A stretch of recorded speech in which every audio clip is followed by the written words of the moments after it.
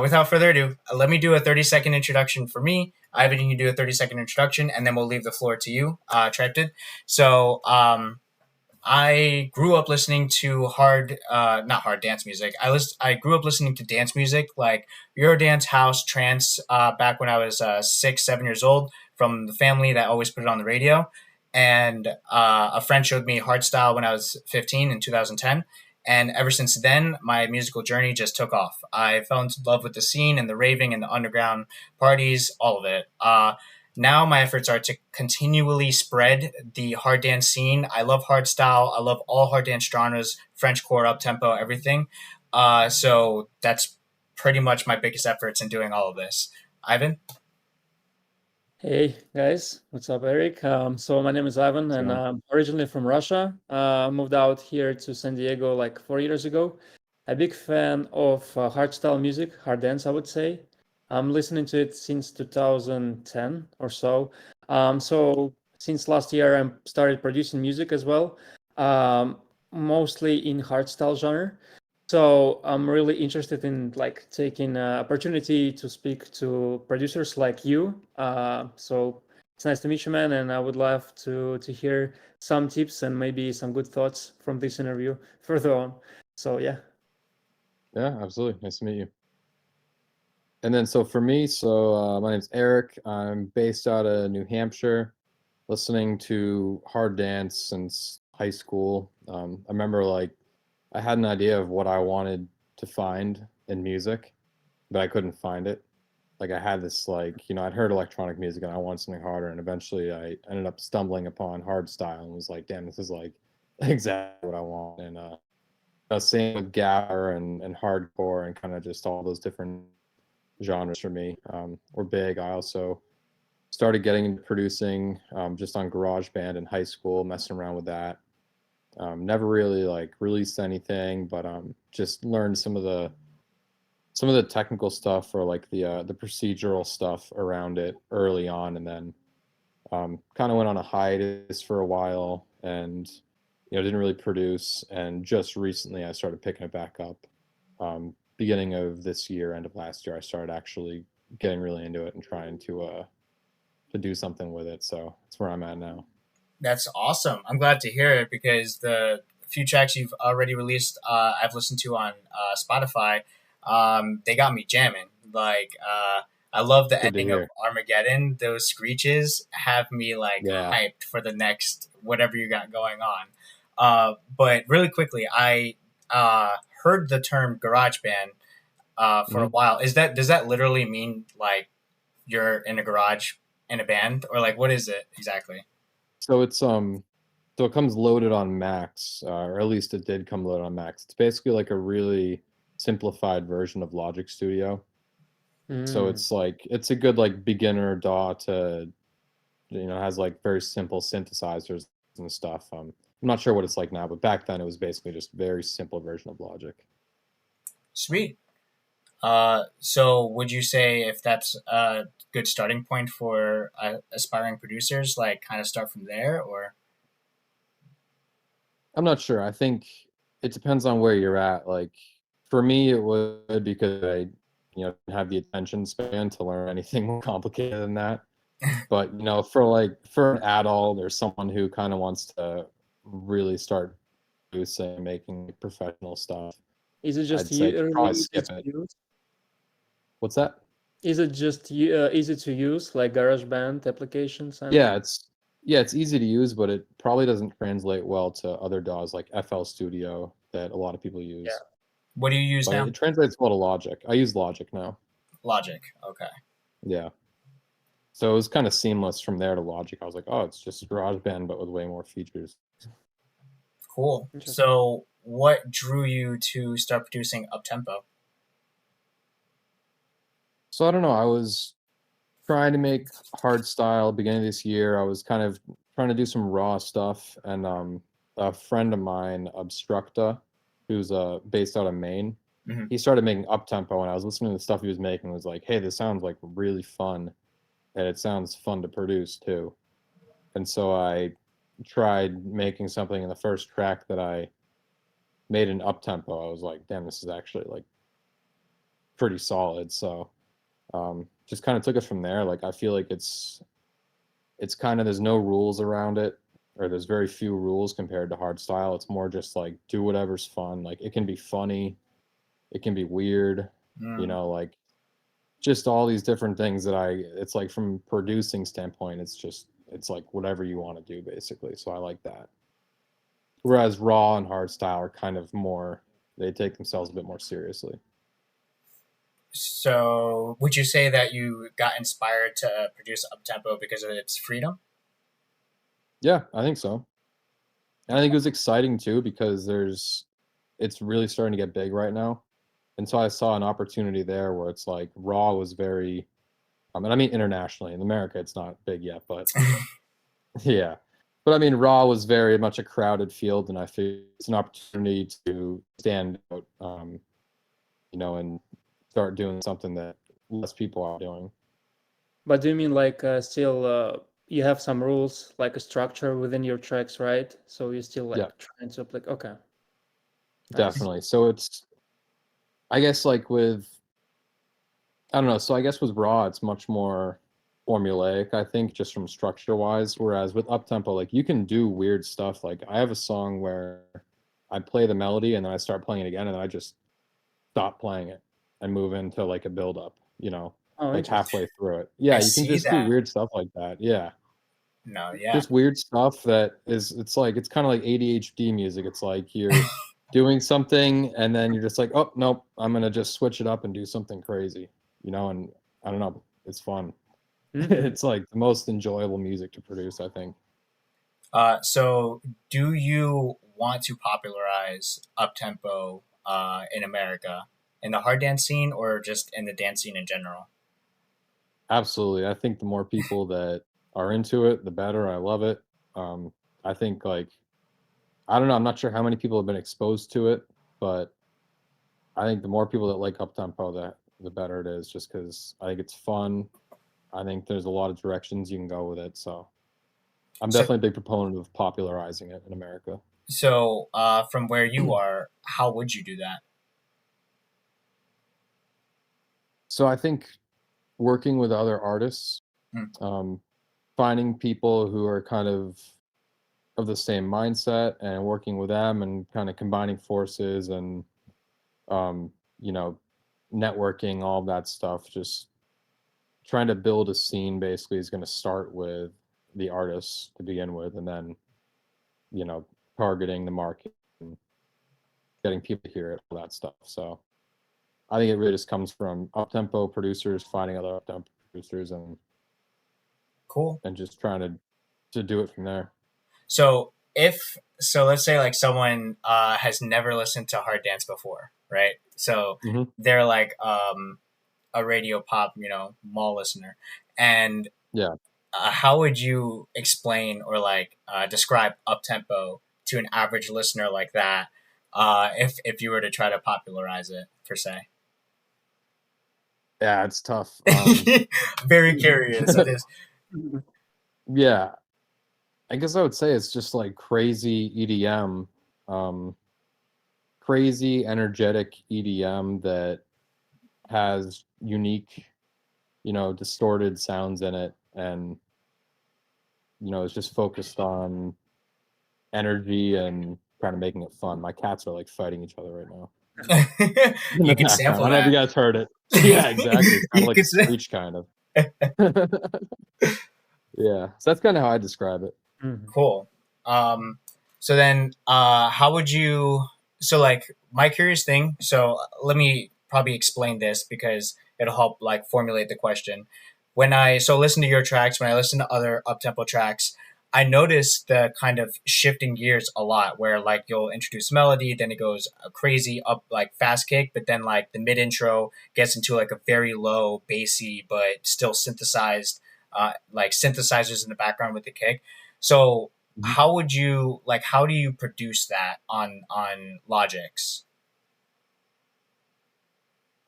So, so which specific part? What do you mean? Like the structure of it? Yeah, like the structure of it. Got you. So usually Or it was like just, a you know, 16 or bar. maybe how do you Yep. usually start the track, maybe?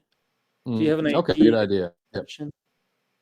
Yeah, so I usually start with a vocal. I try to find a vocal sample somewhere and throw it in. It's usually like a rap vocal or a female singing vocal, something like that, and I just throw it into my DAW, and then I try to come up with like a bass line to it that'll go along with it. Something that sounds cool and catchy. Like I feel like if your bass line's catchy, then it'll be a lot easier to come up with cool stuff based off that catchy stuff. Then if it's kind of boring, then you're going to be uninspired. So I try to like make the foundation of the track catchy. And then from there, it's like just adding stuff. So I have the bass line. I try to come up with some leads that kind of go around it. From there, I kind of build out that intro. I start a drop, maybe 16 bars, and then I bring in the melody usually. So I write a little melody based on that bass line and bring that in, and I usually tease it for whatever, 4 bars maybe. And then whoop, oh wait, no, back to a drop, quick build up, hit him with a drop, and then go into the mid intro or the melody break and keep going from there. I tried to listen to your tracks yesterday, and I didn't notice that you have climax with melodies. I don't know if it's appropriate word, climax, like a drop, Do you still think Uptempo can have melodic drops, let's say? Some of them do, but it's less common. I think the reason why is that it so the uptempo kick has a lot of highs in it and a lot of high mids in it. And so just frequency wise, those conflict with the frequencies in a like a melodic synth usually. So it's hard Some people are able to pull it off, but yeah, so it would just sound strange. And also I think it kind of the whole build up with the fake drop or like the anticlimax kind of started with raw and then it got big, and uptempo kind of takes all the ridiculous parts of raw and like uses them a lot. So I think it just kind of builds on that. Okay. And so you wanted to add something, Marcus? No, I was saying that's really interesting. Yeah, specifically for this genre, because it's I tried to do Frenchcore myself, like learning and doing that, and they also use a lot of kicks that are, as you said, they have a lot of high frequencies, and I was like, am I doing something wrong? These kicks don't work together with melodics, and now you're saying basically that, yeah, and it makes sense. Right. Yeah, Frenchcore is a bit, with the right Frenchcore kick, it's a bit easier to go melodic with it, but uptempo, it's a bit trickier. Some people do it though. Like there's a track by STV that does it. I forget the name of it, but it's a recent one that it has a melody drop at the end. Do you have any like favorite parts in music production? Like any specific, let's say you like to make melodies or kicks or any specific thing that you like the most? So I love making kicks. Sometimes I'll be stressed out and be like, oh, I need a kick for this. Nothing's fitting. And then I'll get into it and I'll just make like I'll have a lot of fun and I'll just make like a kick that fits well. So I like that. Like it's ups and downs. I'll get discouraged and then I'll figure it out. So I like the creativity of making kicks, and I just like all of it really. Do you have any average time for making a kick? Let's say it's a day or a week or maybe longer. I don't know. Well, I have a project, so I use FL Studio to make kicks, and I make 1 kick per project. So each time I make a kick, I save a project too. So like when I need a new kick, I go in there and I have an existing project and I just start moving things around, tweaking frequencies, turning knobs in Serum, making all kinds of adjustments. And so I've made like kicks that are basically the best kick in a track in like 5 minutes. And I've had times where it's taken, hours to get something good. So there is no average. Yeah. Right. Yeah. But it all depends. I mean, if you have 1 kick in a song and you want to kind of stay in alignment with that kick, like kind of have a similar kick to it, then you would use that as a starting point. And so that can be faster. Okay. Some people don't do that. It all depends. But in general, as long as you have another kick as the starting point, it's faster. Quick side question. So what's the BPM? Is it like 220 and up for uptempo? So I've been doing 210 lately. 210? Okay. Yeah. Okay. Interesting. For the average viewer, BPM is beats per minute. Hard dance music usually goes from like 138 on its lowest end, and once you're past 200, it sounds just look up Uptempo, look up Tryptid, and you'll know. Yeah, yeah, it's pretty fast. Some people do 205 because they think that 210 is a little too fast, 200 is a little too slow, but I'm kind of happy at 210. I think 220 is a little too fast for me. Nice. Do you also DJ, Eric? Yep. Yeah, I DJ too. Nice. And did you have any like gigs recently or so? Yes, so I played one down in Texas that was pretty awesome. It was a tunnel rave. You guys have put on some tunnel raves, right? Yeah, we our Yeah. first one. Yeah, yeah. That sounds awesome. Yeah, it's a vibe. So yeah, I went down there and played that, which was really cool. Just like totally underground vibes. You get there and you have to walk down a long trail for like 5 minutes, and there's like the highway going over you, and you get there and you can see the laser lights, just blasting out of this tunnel. So it was really fun. Had a great time with that. Mhm. And do you have any toolkits to go like for your DJ set? Toolkits? What do you mean? Like, I mean, do you have any directions like how you want to play your set? Let's say you're going to start with down tempo music, and so let's Sure. go to something like that. Yeah. So I guess it kind of depends on the crowd.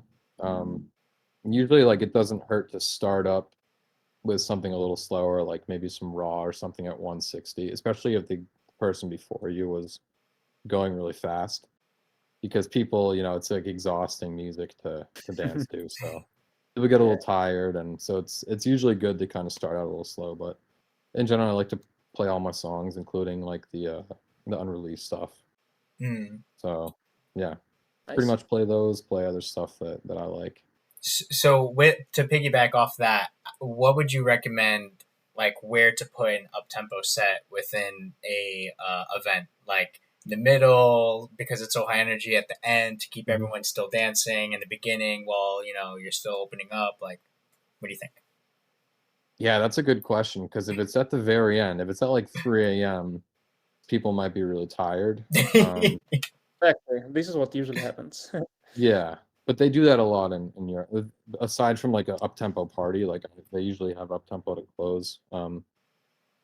But if you do it too early, no one's gonna be dancing to up tempo at like 8 o'clock at night, or Mhm. they might be. I don't know, but so I don't know, I'd say like ideally, like if I could have a set time, I'd love to play like 11 o'clock. But usually the promoter would, they'll probably move up tempo to the end, I'd say. Um, but yeah, I don't know. It's a good question, and it depends on the other acts as well. Mm. Do you think that would help promote up tempo to the bigger crowd if it was put into a different time slot of an event?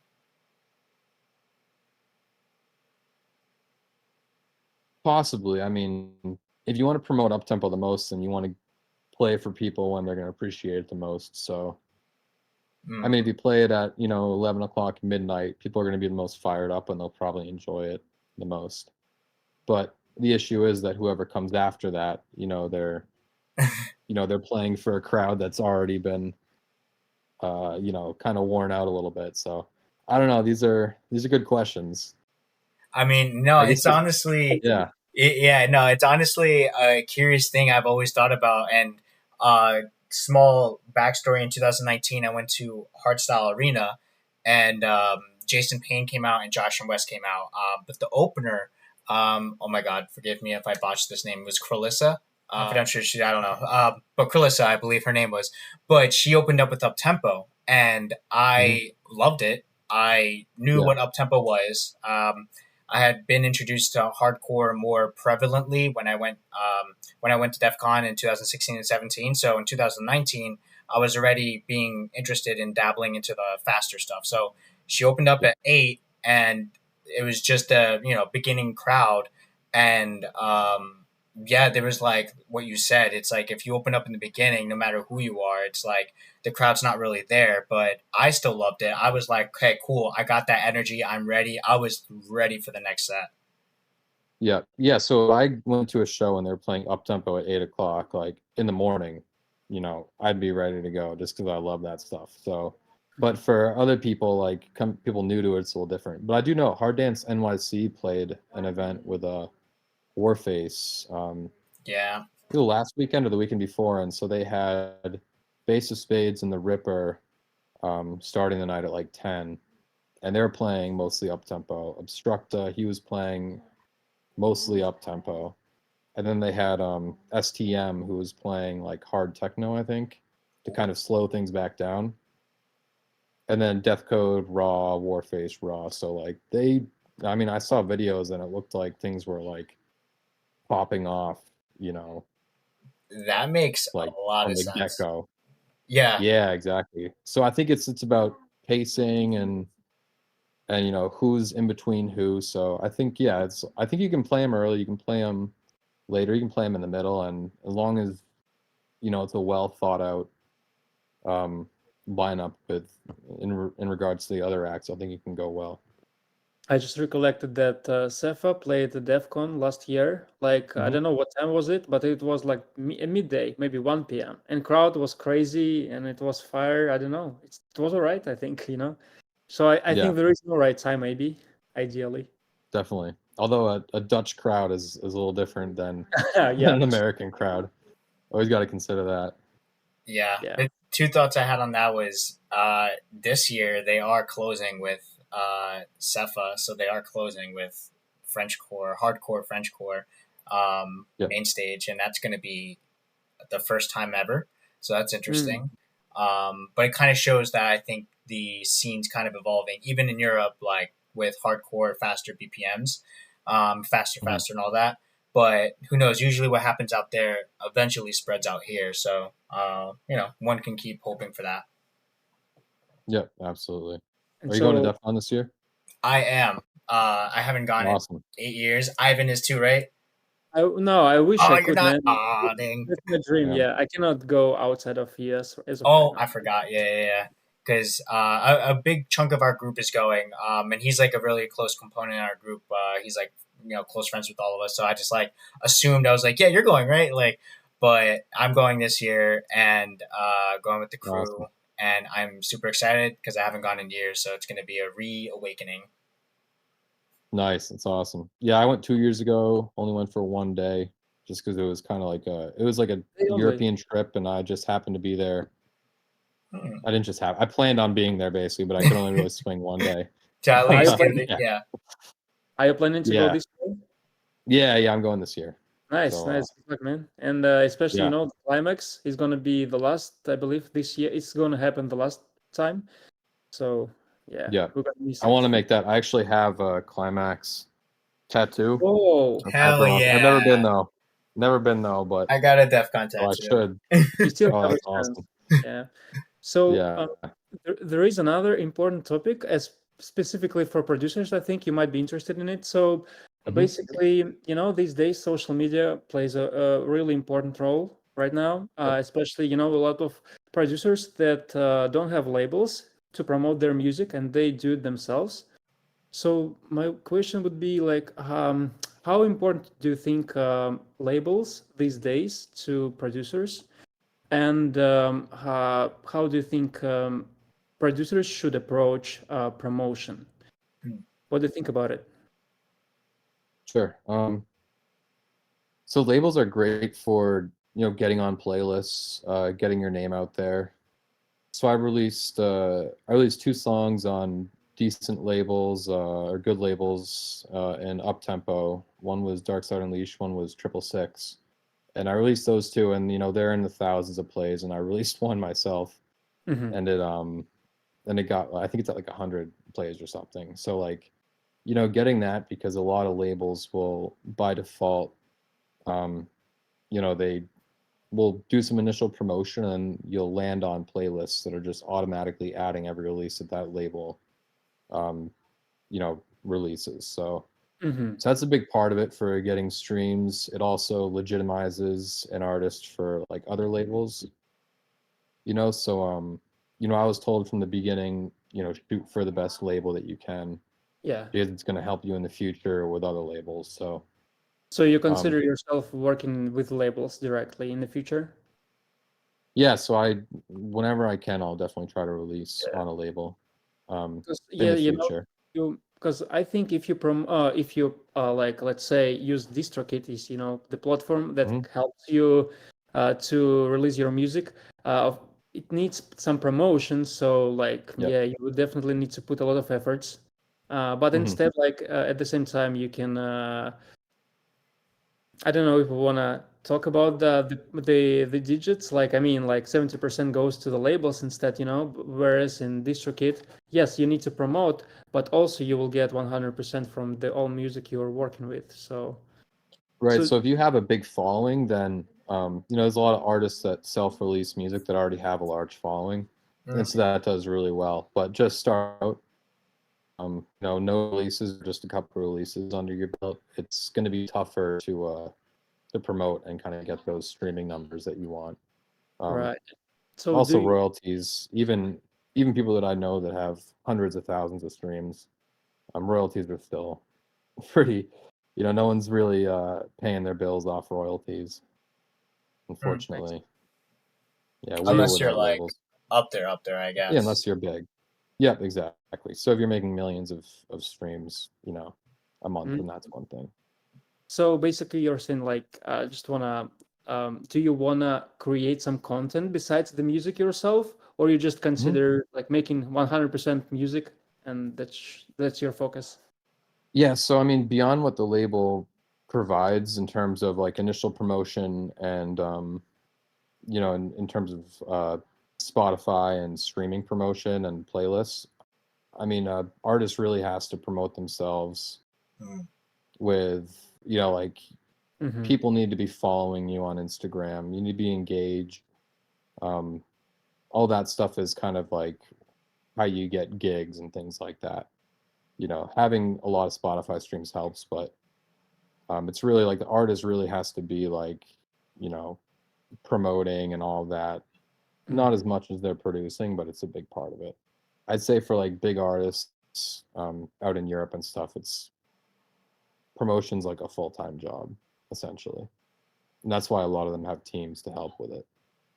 So yeah, I think it's definitely huge. Mm-hmm. These days, it's all social media driven. yeah. Yeah. So Uh, got to have the social media game figured out. I mean, I think all of us are in that sense. I mean, it's just when you start, you have all the tools and everyone, all the gurus telling you what to do, but then it's like when you're actually doing it, it's way different. And then you have all these spam Yeah. bots of like, "Yay, do Yeah. you want like 10,000 followers? Come like follow and pay me this money." And it's like, damn, dude. Right. Yeah. But I Yeah. was very Absolutely. curious about your career. I noticed you just went into Uptempo a year ago, and before that you were playing around. So throughout your whole like journey, can you share a Mhm. pivotal moment in your career where you had to adapt or evolve your approach to music production? Like, and how did you adapt to that? How did you navigate the situation, and what did you learn from it? Yeah. Sure. So I think it might get a little technical, but You're good. essentially the way that I was making kicks for a while was I was using Serum, and I still use Serum, but I was using like I don't know, basically, so an uptempo kick, right? You're creating these very large dramatic peaks in an equalizer. So that just means you're like there's one frequency out of a tone. You're taking that frequency and just pushing it really high. Mm-hmm. And then you're putting that into distortion, and it's creating strange sounds. So the way that I was originally doing that was pretty much completely in Serum, where I was using different effects within Serum to create those peaks and then pushing them into the distortion in Serum and then doing some stuff afterwards. That's not the standard way of doing it. The standard way of doing it is you're making your peaks out of Serum and you're distorting out of Serum. So Mm, I kind of realized I was hitting a wall where I had a lot less control over my sound, the sound of my kicks. I Mm-hmm. was having less control over the tones that I was pushing and all that. And so I I realized that I need to start going to like the industry standard method, which is FL Studio, Pro Q3, Wave Shaper, and just going from there. So I got FL Studio. I kind of built a kick and started building it from there. And the song Subs that I have is the first track where I really was using that approach. Really good, So really good track. Yeah. Oh, But thank you. do Yeah, you still like use Serum? You just Mhm. change slightly approach, like not to do it only in Serum, right? But using different. Okay, VSTs. So it's like basically 80%. Originally, 80% of the kick was built in Serum, and then 20% was just small tweaks out of Serum. Mm. And the way I do it now is probably 20% is in Serum, and 80% is in the effects after Serum. Makes sense. Yeah. Nice. And so I found it's a lot better for me. I have a lot more control over the EQ. I have more control over distortion, and I can still use all the tricks that I learned from making all these kicks. Like all the Armageddon kicks are done completely in Serum. And That's so interesting. The ending of Armageddon. yeah, it's crazy. Those kicks.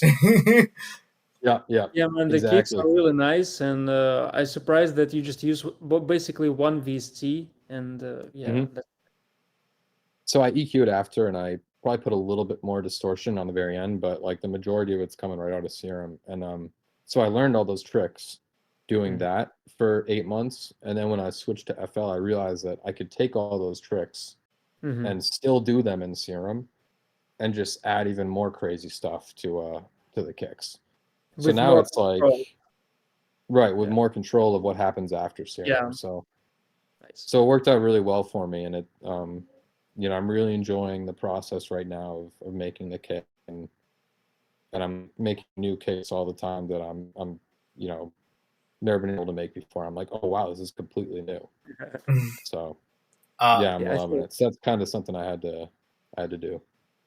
That's awesome. By the way, I'm definitely going to look back on this and look up all of those technical words because they sound really intriguing. But for all you music producers out there and aspiring producers, I'm sure you can relate and recognize and understand and then learn from how he pivoted that direction to get better kicks out of his producing tools. I did want to ask just random side question. So I want to purchase your tracks. Can I find them on like hardstyle.com or like Beatport or like? Yeah, you should be able to. I know Hardtunes has them. Hardtunes has Subs. Armageddon, I don't know if you can purchase. I can just send that one to you, and then Is that the self-release one, and is that why? Yep, exactly. So I know it's on streaming platforms, and I think you have to pay extra for Beatport or whatever, and yeah, so I just I'll pay opted extra. for You're just good. streaming. You don't got to. I'll Yeah. support. I support. All right, gotcha. And then Vita Loca, I think, is on Hardtunes as well. Hardtunes is a good site for hardcore. Okay. Yeah. And I think they're on hardstyle.com as well. Dope. I'm gonna throw those into my sets. They get me so awesome. Awesome, I appreciate it. So, can you share one of the most memorable moments or achievements you've had throughout your career? Sure. So, I'd say it was probably winning the Vita Loca remix contest. So it's a track by DRS and Andy the Core, and it's from like a few years ago, maybe 2021. And so Uptempo, like that's almost ancient, because it's been just blowing up in the past like year or two. So lots changed since then.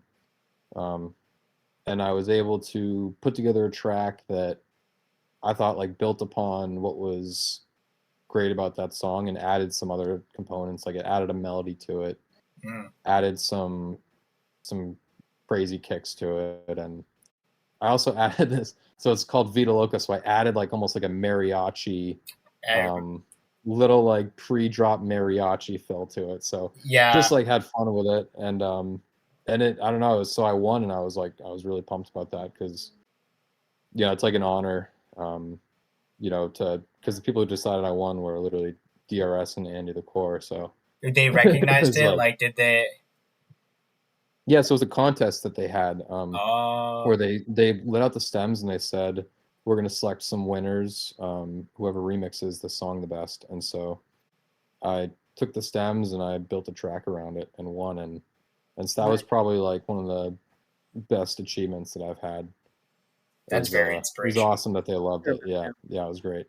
Cool. And that song live is crazy because there's a part at the end where he's chanting the little lyrics, "Crash the party, crash the place, Vita Loca, we're living this way." He's like just yelling it over the build-up, and like the whole crowd just gets like really hyped up. Perfect feeling, yeah. If you, Yeah. man, do you have any upcoming gigs or like for your people who can listen to your tracks, like your fans, any gigs Yep. or any upcoming projects that you can tell about? Yeah, so I have a few that I can't necessarily release yet, but hopefully very soon we'll be able to talk about them. But I do have one that's coming up this summer. It's the Home Collective Campout, and it's going to be in Charlton, Massachusetts. Mm. And so Base of Spades is running a show there. It's like Rave Roulette stage. He's running a stage there, and there's going to be like some huge names in hard dance, American hard dance, American uptempo, American hardcore. It's going to be like, I can't say who or anything yet, although I think on 420 it's going to get announced, but it's going to be like the most epic hard dance festival. What's the name of it in the again? Northeast. The Homie Collective Campout. The Homie Collective Campout. I feel like that sounds Gonna be extremely insane. familiar. Yeah, so it's a festival that's been going on for years, and Nice. this Is is it the your first year first that. festival? What's that? Is it gonna be your first festival? Yeah, it'll be my first festival that I played. Nice, man. I'm sure you're excited. Hell And yeah. nervous. Oh, I'm very excited, very excited. So yeah, that's like, I'm really hyped up for that. I mean, DEF CON's gonna be amazing, but I got that on the back of my mind. I'm like, this is gonna be epic because we're bringing it to the East Coast and bringing it to America, so it's gonna be great. Word. Nice. Everybody, you heard it right. 420. Watch out for the announcement of the lineup for the Yep. Homie Collective Festival. Everyone in the East Coast, you have no excuse to come out and party with your boy Tryptid. And hey, I mean, if I got out of the military a few days prior, you might have tempted me to just send a last second flight and fly out there. Yeah. But yeah, keep watch. So It's gonna be great. To kind of like bring it all to a circle, with producing, DJing, future gigs that are exciting and future projects that are exciting, what kind of tips can you give for aspiring producers and aspiring DJs? I guess ironically, aspiring producers Ivan and aspiring DJs me, but for the rest of the fans, what kind of tips can you give? So for me, it's like, one thing that I love is just having tools in my toolkit. So just having those little techniques that I listen to music and I'm listening and I'm like, oh, he did that, or whatever. Like, oh, that's interesting. Like having that kind of mindset of like, I wonder how he did that. Like, that sounds dope. How could I do that? And then figuring it out, thinking about how it might be done, learning it, and then just like keeping that and using it.